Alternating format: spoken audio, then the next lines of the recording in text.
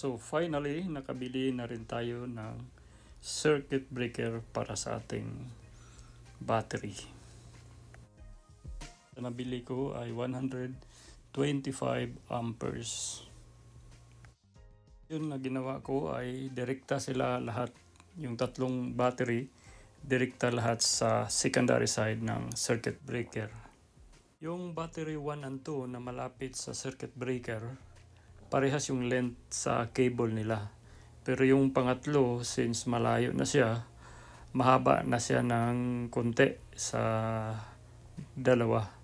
So tingnan natin kung may epekto to sa charging and discharging.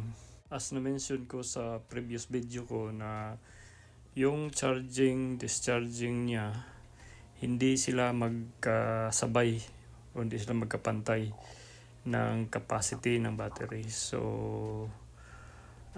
tingnan natin sa connection na to kung ano yung magiging resulta sa nagiging observation natin, kung na-improve ba or parehas lang.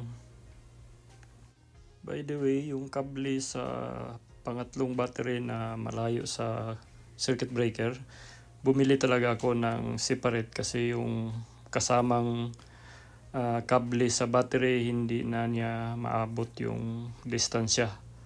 So pero ang ginawa ko, pinalakihan ko, 50 mm yung binili ko, 2 meters.